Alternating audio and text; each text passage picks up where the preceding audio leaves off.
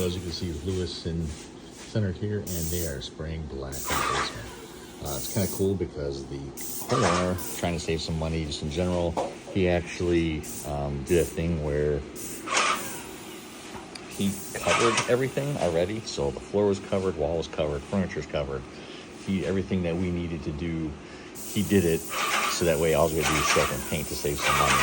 So that was one of the ways that he saved money, got the cost a little bit cheaper, plus he bought all the material. He has an account somewhere, so he bought all the material. So some of the kickers, you can kind of see it, but some of the tricks when we're painting basements like this is electrical panels, making sure they're 100% covered and sealed. You don't want any kind of paint or debris getting in there. Having ventilation, even though Luce is all masked up and it has a cover, we want to make sure we have a window, so we have a fan blowing out to kind of get rid of some of the extra air and debris, because we just don't want it.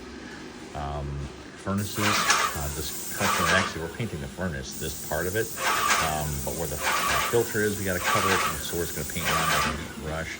But then all the other area of the ceilings, so all the hot water heaters are being covered, smoke detectors being covered, places where there's plumbing is getting covered. So it's a lot of work just to make sure everything is completely sealed up, so you don't get paint overspray everywhere else that you just don't see it. So if you got questions in general, trying to think other kind of issues, issues, fire alarms, making sure the alarms are off, so that way, you know, as we cover those, you don't have to worry about where they're at.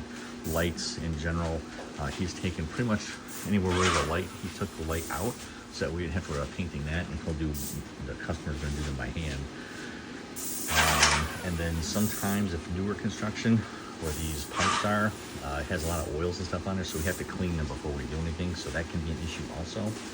Making sure that the air and heat is off, you know, make sure the blower's off, everything's off, because the last thing you want is this dust to be sucking through your house and going everywhere else. That's always an issue too.